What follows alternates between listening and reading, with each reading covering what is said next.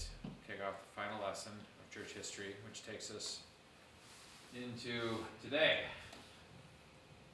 Next week is Mother's Day, which we do not have a lesson for, and then graduation Sunday is on the 17th, and we'll get some details communicated out about that over the next week.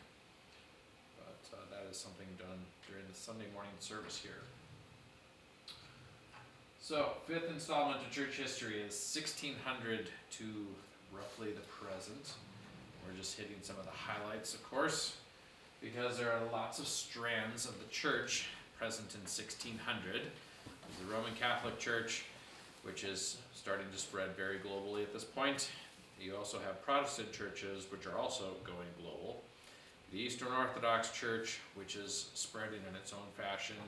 The Oriental Orthodox churches are not so aggressively spreading, but they're all still very extant. And the Church of the East, which is just a remnant. And whereas we've usually started from the west and shifted to the east, tonight we're going to start in the east, wrap up loose ends, and end in the west. And we'll actually get very American-centric at the very end. So, starting with the Church of the East, under Tamerlane and the Ming Dynasty of China, it largely evaporated, and so by 1600 it was left in just northern Iraq, around the city of Mosul, which American forces were fighting in just recently. And it reconnected with the Roman Catholic Church in this time frame while it was under the Ottoman Turkish Empire. Split into a few different strands, and today it survives as the Chaldean Catholic Church and the Assyrian Church of the East. And those are both found in Iraq and the immediate surroundings there, and it is a very small remnant of what it once was. The Indian branch of that got separated from the center in Iraq, Mosul. These are the Malabar Christians. The Portuguese, when they were exploring and found these Christians in India, they brought with them all the Roman Catholic connections that came with the Portuguese. And the Portuguese were trying to Latinize them, and so they had a synod, church council in 1599, just at the very beginning of this, and they Latinized the church officially. And so it officially was under the Roman Catholic Church. This didn't go over very well with all the natives, though, so there was a lot of tensions between the native Indian Christians, especially their established leadership, because they had been there for 1,500 years, and the Portuguese. And these tensions climaxed in 1653, and there was a revolt by the Indian churches away from the Roman Catholic Church, and they have preserved autonomy ever since then. So is this a violent revolt, or just... Not a violent revolt, no, just we're no longer going to swear allegiance to the Pope in Rome. Okay. Because revolts have a lot of... Yeah, so that, I'll have to work on that word choice. But it was a revolt. Yeah. Anyway, they're now known as the Malabar Independent Syrian Church. And they're extant to this day as well. Moving westward, the Oriental Orthodox churches were largely, but not exclusively, under Ottoman rule from 1600 to 1918. That was the Turkish Empire that ended in the aftermath of World War I.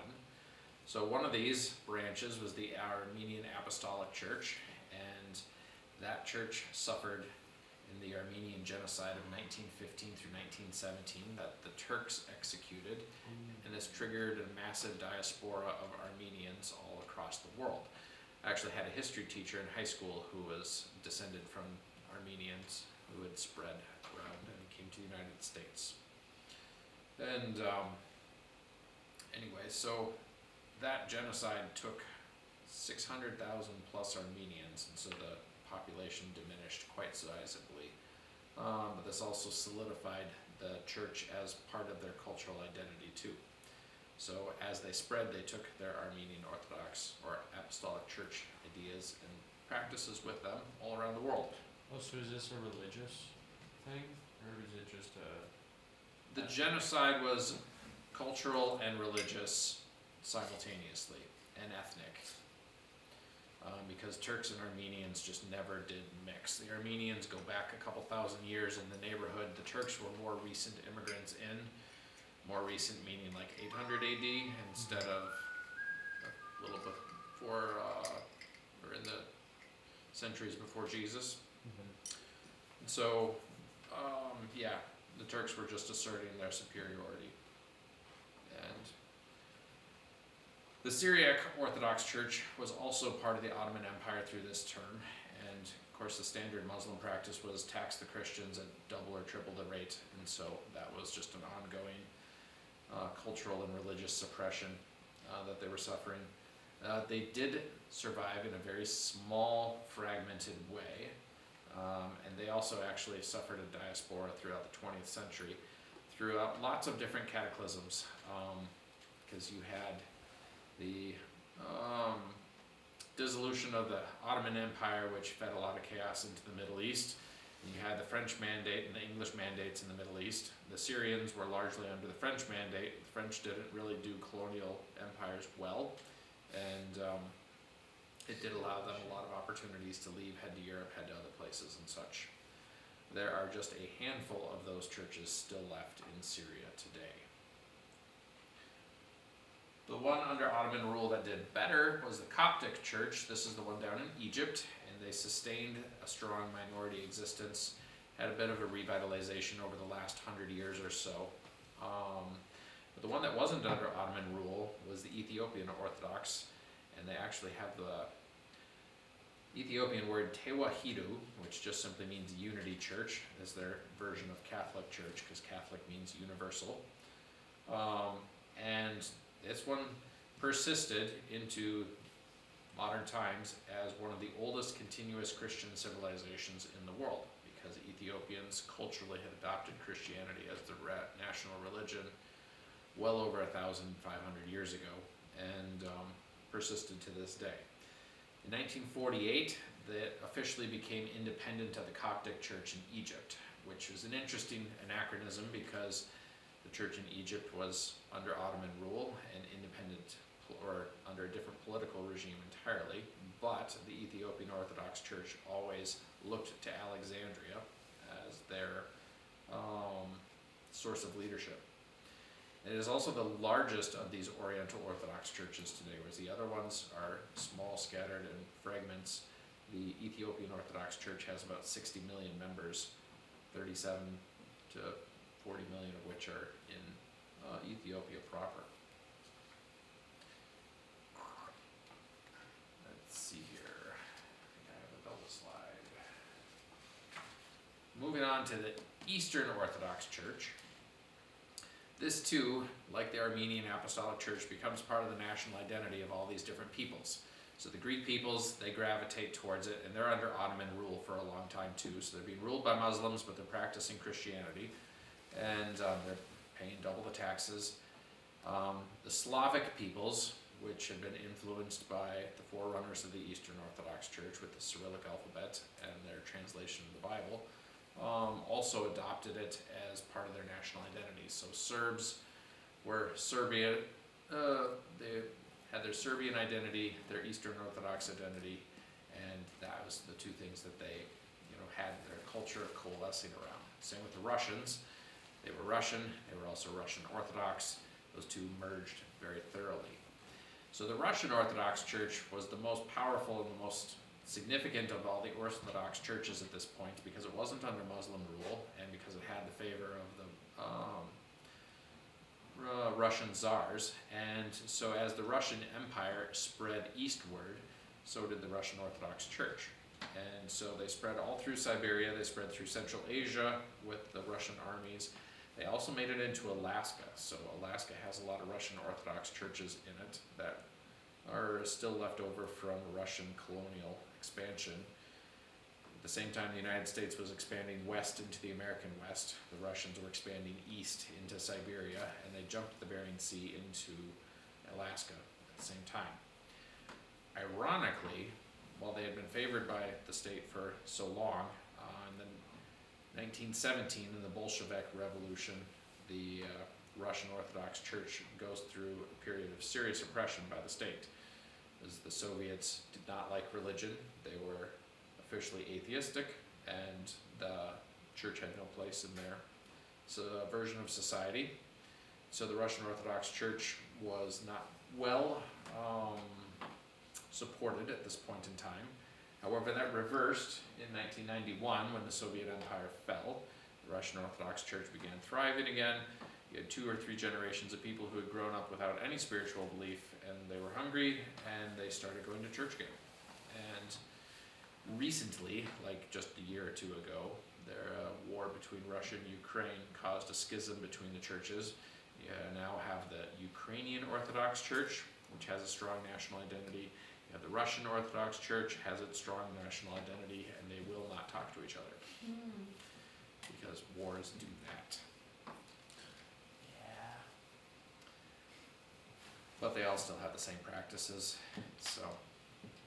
Same religion, different country. Yep. Roman Catholic Church is the one that is more prominently known in the West, and we're just gonna briefly go over a few highlights here.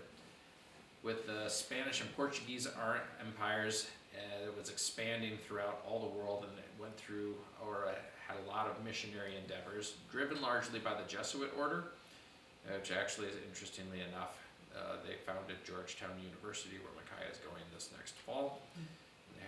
They were known for their scholastic endeavors, that they wanted to bring education, but also the gospel as well.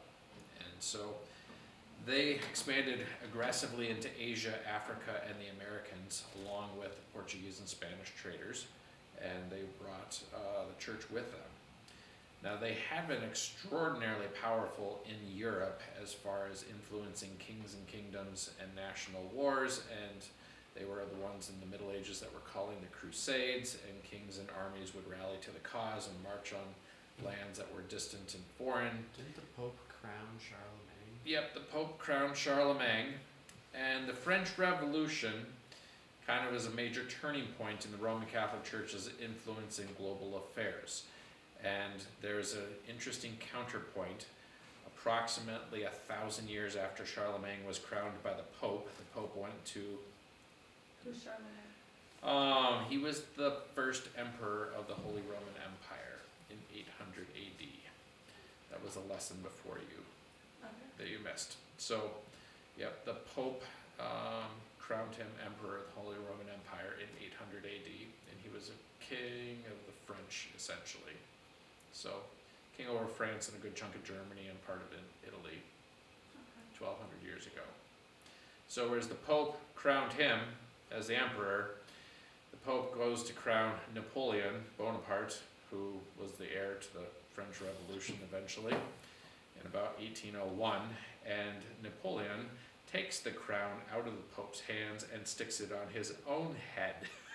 And the Pope was really slighted, and yeah, they don't crown kings after that, or prime ministers, or presidents, or anything of the sort. So that was a very symbolic turning point. But the French Revolution started in, I think it was 1889, and the French... 1789, thank you. I thought I was off. 1789. The French peasantry just went on a rampage against the church, and so they destroyed Roman Catholic churches all across France. They destroyed monasteries, they stole all the church lands and either sold them off for public profit or took over by the state. And it didn't go well for the church in France. And so the Catholic Church went down several notches in global affairs and influence. So then there were a couple recent councils, relatively recent, 1868, it's like forever ago, but that was the Vatican I Council, where they defined the idea of papal infallibility, which claims that the Pope is infallible in some of the statements that he makes, but not necessarily all of them. So if he's speaking off the cuff, it could be fallible and could be incorrect, but if he's making an official church pronouncement, it is the equivalent of the New Testament being written, and they take it at face value without questioning its authority or its correctness. Wait, what does infallible mean? I was gonna ask the Yep. same question. Good question. That means it can't possibly be wrong. So for instance, if I said that the moon was made out of cheese, you would be like, that's totally wrong. It's a fallible statement, false. incorrect, not accurate. And anyway, so them claiming papal infallibility is essentially saying that if the Pope speaks, he's speaking as if it were God himself. So it's kind of a strong stance. It's one that Protestant churches don't align with and revolted against, or, you know, in the Reformation, they were moving very much against that kind of authority. And it had been something that traditionally had been practiced for about 1800 or 12 to 1400 years. They finally defined it in 1868. The Vatican II Council was more recently, 1962. The biggest thing about this is they stopped demanding the Latin Mass. So up to 1962, every Catholic church across the world did Mass in Latin. And if you didn't speak Latin, and almost nobody does because it's a dead language, you had no idea what the priest was saying because he was speaking a dead language. So you couldn't understand anything of what he was saying. Did they sing in Latin? I'm not sure if they sing in Catholic churches. Maybe. What about, I swear there were hymns. Yeah, I think you're right there. I think there were hymns in a Catholic church we were at. Can't tell you all the details because I didn't experience it myself. I wasn't born in 1962 and I haven't gone to many Catholic services. But shifting from Latin to vernacular, which is just local languages, was a huge shift. And you'll still see bumper stickers that people have on their cars. I prefer the Latin Mass. So it wasn't exceptionally widely adopted. There are some people that were like, no, we have to stick with tradition and do everything in Latin. So shifting into Protestantism, Protestant churches start including groups known as Baptist and Congregationalists. And huge thing here is that they have a very different church governance, and it's more of led locally than it is led by a hierarchical organization. So Roman Catholic Church, you have the Pope in Rome, you have archbishops over various different regions of the world, bishops underneath them, priests and deacons under them. So you have lots of different layers of hierarchy and leadership, and it's all led from Rome or the Vatican City. So when you have these Protestant churches starting to form in the Reformation, the question is, well, who do we answer to and who's leading this?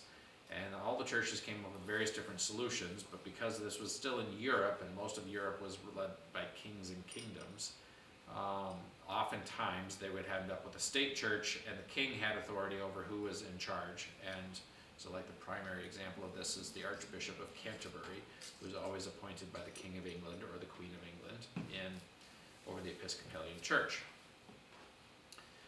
So Congregationalists and Baptists decided they wanted to go to the exact opposite extreme. And so each congregation would vote for who is leading and is the pastor of their church, and whether they would even remain in fellowship with the larger family of churches, which led to a very uniquely American form of the church, where you've got a Baptist church, and then there's a disagreement over some piece of theology, and it's split into two. And then those two would split into four, and those four would split into eight. But then they'd also be migrating and moving across the whole country. So that today there's in excess of 50 Baptist churches, some of which are more closely aligned with each other, and some of which are essentially as far away from the other side of the Baptist churches as you can get, as far as what they believe.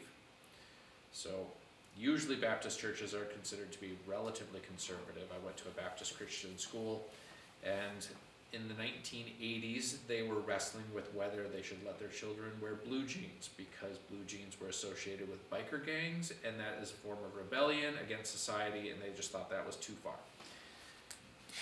On the flip side of it, there is another Baptist church that I knew of in Warrens, Wisconsin, and they got a letter from their denomination that said, we are now ordaining homosexuals and as pastors over churches. That's kind of the liberal wing of the Baptist church. And then, so you've got a really wide range of extremes, huge spectrum, and you'll usually find somewhere along that whole spectrum, a Baptist church that lines up on that. Because they keep splitting and they keep splitting and they keep splitting. Same thing happens with the Methodists, same things happens with Presbyterians, same things happens with Lutherans, and it's a uniquely American thing.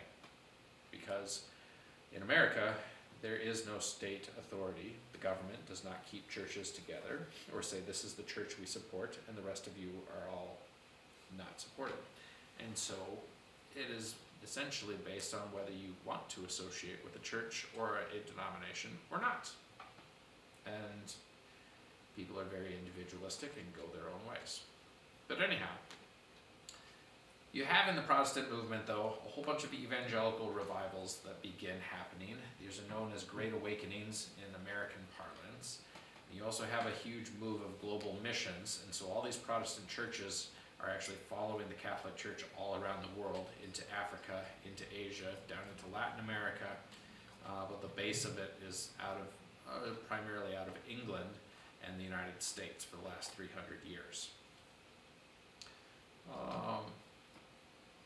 So we're going to jump in really myopically here to the United States experience, largely. So you have the first Great Awakening, and this is a generation before the American Revolution in the 1730s and the 1740s. The first Great Awakening wasn't only an American experience, it also had corollaries over in Great Britain and in Germany, but in America, this is the time of colonial British Empire, and so you don't have the United States, you have the 13 colonies. And there were several notable preachers from this time frame. Jonathan Edwards was a Congregationalist preacher, and it wasn't confined to one denomination, because you have George Whitefield, and he's Anglican, which is the Episcopalian Church out of England. And John and Charles Wesley were brothers. They were both Anglican to start with, but they reformed out of the Anglican Church and created the Methodist Church. This is another example of one of those splits, where they decided that the Anglican Church had become too stuck in its ways, and instead of reforming it from the inside, they just separated out, created the Methodist Church. And that's the Methodist Church we have in the United States today. Although it has gone through a few splits and a few reunifications, and they're going through another split as of just recently. But anyway, that church got birthed in the 1730s and the 1740s, found in England and the United States primarily. A couple generations go by, the American Revolution takes place, and all of a sudden you have a second Great Awakening. And this starts in the 1790s and goes through the first decade of the 1800s. Primarily, this is going to be Kentucky and Tennessee, which is the American frontier at the time.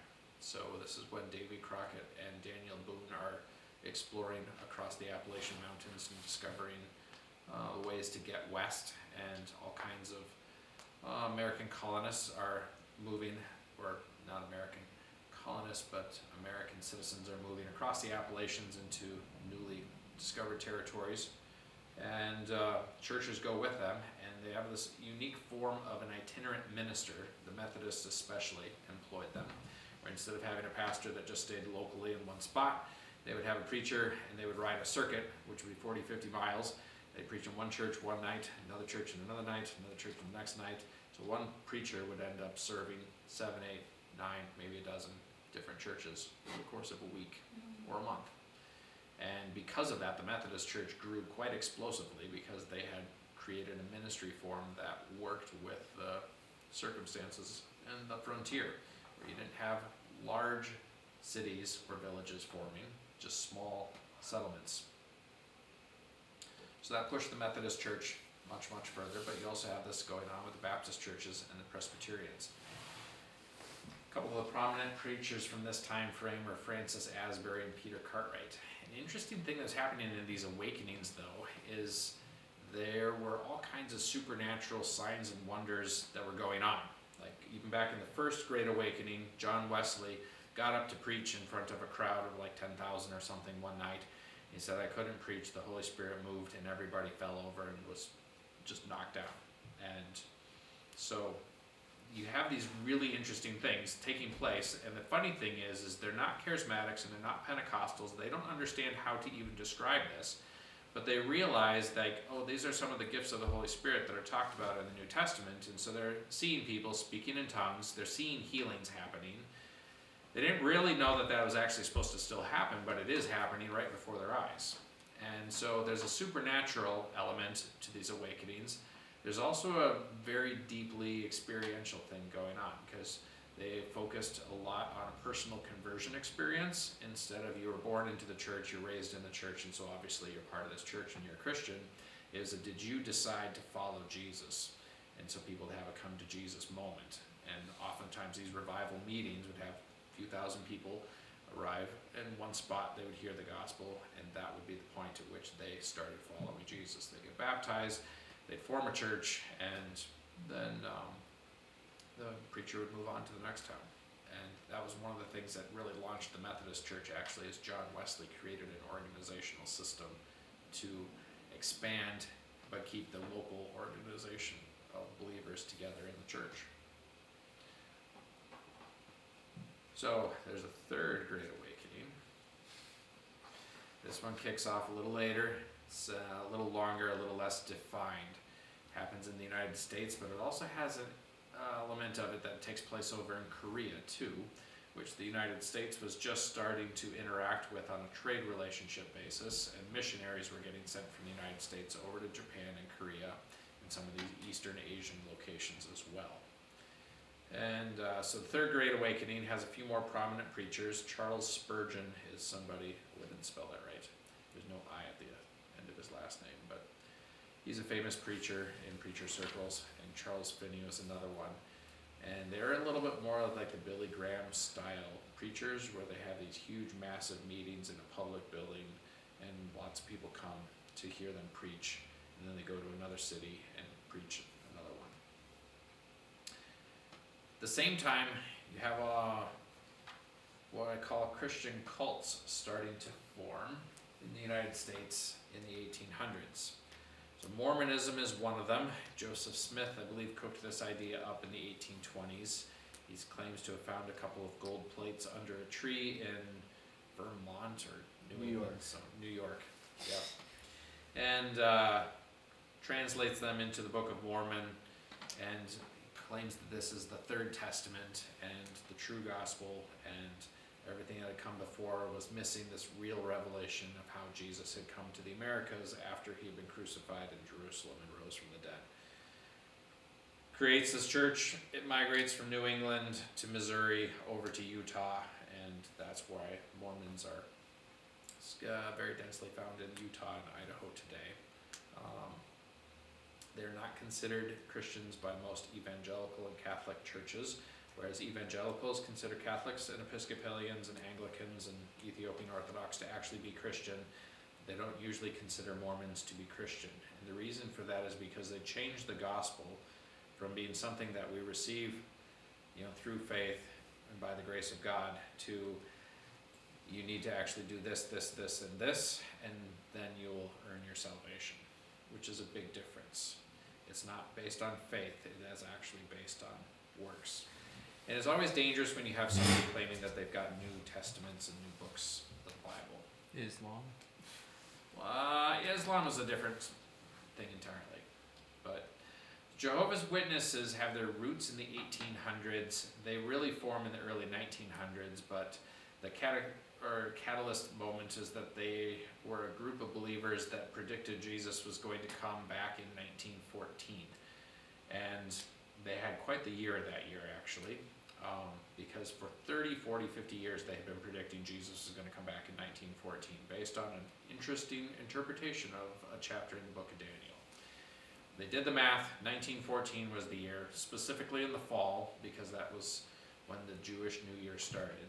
So when World War I erupts in Europe in July and August of 1914, they think they're spot on, and they're like within September of 1914 to September of 1915, somewhere in that time frame, Jesus is surely coming back. He didn't. That causes a very, very rude awakening, and it sorts them out. Not everybody sticks with it. The ones that do claim that he didn't come back physically, but he came back in the heavenlies, which is usually a way of sidestepping the reality that we didn't see what we expected to happen. It's always dangerous when you hear a prophet or somebody claim that something happened in the heavenlies that they were predicting and expecting was going to happen on earth visibly. And they adopt the name Jehovah's Witnesses, I think, in around 1930. They persist to this day. They too have a shift, a couple shifts in theology. One that's interesting, it goes back to Arianism, which goes back several lessons. He was somebody, Bishop of Alexandria, around 350 or 400 AD, who taught that Jesus was created by God, not eternal, like God the Father as well. And that was something that the Jehovah's Witnesses adopted. In addition to preaching a work salvation, you have to do various things to maintain your faith or you'll lose it. And another Christian cult, which I know much less about, is the Christian Science group, but they were formed by Mary Baker Eddy, and she performed various supernatural signs and wonders, but got off in her preaching, and it would take a little bit more digging to find out what happened there specifically, but that one formed in the 1800s as well. And yeah. Is that like Scientology? No, Scientology is different yet. That Okay. one's fully invented. Christian Science Okay. is derived off of Christianity a little bit. But I can't tell you all the differences. No, Scientology, that's just a, I don't think it's a Christian cult. Yeah, I I think know it's it's just not- a cult. It's just a cult, yeah. Yep. So, alright, jumping forward into the 1900s, one more revival here that was very significant is what's known as the Azusa Street Revival. Azusa is just simply A to Z in the USA, and so they turned it into a street name, Azusa. That's where it comes from. And there was a preacher that was invited to Los Angeles to preach one night, and he started preaching on April 9th in 1906 and did not stop until sometime in 1915. What? And, You preach for, well, he didn't preach, he preached nightly for about 10 years. Imagine continuously. Yeah, not continuously, no. So, lots of signs and wonders and things happening here. People are speaking in tongues, people are getting healed. They actually had a warehouse full of crutches where people were walking around on crutches, were healed, able to walk, no longer paralyzed. All kinds of interesting testimonies that come out of that revival, but this launches what is now known as the Pentecostal church movement across the whole world. Most commonly found of those is the Assemblies of God Church, because they got well organized early and adopted all the other streams and strands of Pentecostal churches that formed. There's a couple other ones, Church of God in Christ and the United Pentecostal Church. I think C3 Church used to be a United Pentecostal Church. They have an interesting theology of the Trinity where they believe that Jesus is really the only God. It's Jesus only. He is the Father, He is the Holy Spirit, and it's just Jesus. Don't fully understand that one. It's an interesting spin. Like currently that's the view? Yeah. I can't say for C3 Church specifically. They used to be a Yeah. United Pentecostal Church, but that's a unique way of trying to resolve the mystery of the Trinity, which people have been trying to do for about 2,000 years. So, anyhow, the last revival we'll cover here tonight is the Charismatic Revival, which hit in the 1960s and 1970s. Similar to the Azusa Street Revival in some ways, but different in other ways. And so, a lot of people lump charismatic churches and Pentecostal churches as being the same, but there's a lot of cultural differences because the revivals just simply were different. And so the church practices end up being different, and the theologies end up being a little bit different in various different ways. But the charismatic revival saw lots of supernatural signs and wonders, people getting filled with the Spirit, speaking in tongues, people getting healed, people getting slain in the Spirit, prophesying, and so forth. This actually happens inside of Lutheran churches, Catholic churches, Baptist churches, Presbyterian churches, all kinds of churches. And so, like, there's, to this day, lots of Lutheran charismatics and lots of Catholic charismatics that are still in their Lutheran and Catholic churches. Some of them split off and became independent churches. Many of them are non-denominational. That is where this church, New Life in Christ Church, actually finds its origin. As in the charismatic revival of the 60s and 70s. And so what most of the churches in the True Bridge network of churches that we are associated with. Did that have anything to do with the Jesus People movement? Jesus People movement was associated with the Charismatic Revival. Yep. They were like one of the streams, one of many, and that one tended to be a little bit more legalistic for what I heard. But there were different branches of it and such. And there are lots of other revivals. There's one called the Welsh Revival, which was roughly the same time frame as the Azusa Street Revival, but not related, didn't become Pentecostal, just different. And it was over in Wales. And there have been similar things happening around the world from season to season. And one thing we won't get into is how the Chinese church has reacted over the last 150 years. Actually, I'll throw a few things in there for tidbits. I don't have any slides on this, but one of the amazing Christian cults that formed in the 1800s was in China. Somebody claimed to be Jesus, having returned, and they pulled together an army of I don't know how many million people and started a civil war against the ruling Chinese dynasty that to this day has a higher body count than any war since. So, like most people in the West think of World War II as being horrific and World War I as being horrific, but this crazy Christian cult in China that it's known as a rebellion, and it happened in the 1830s or 1840s, and it caused a 30-year civil war that has the highest body count of any conflict in the history of the world. The Taiping Rebellion? Taiping Rebellion, there you go, Mikhail. Estimates range between 20 to 30 million people for 20 to 30 million deaths, representing 5 to 10% of China's population at that time. Yep. That's all the dead, not counting wounded, injured, missing. Right. And I think that's a conservative estimate. I've heard up into the hundreds of millions. But yeah, so I mean, weird things happen in the name of Jesus regularly.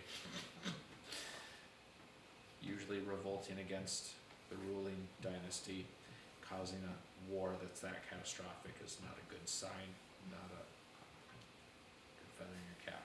But yeah, any questions? Church history gets really fractured in the last 400 years, especially in the American flavor of it, because anytime you disagree with somebody preaching this, that, or the other thing, you can just split with them. But at the same time, Christianity has become the most global religion, and it is found just about everywhere. So,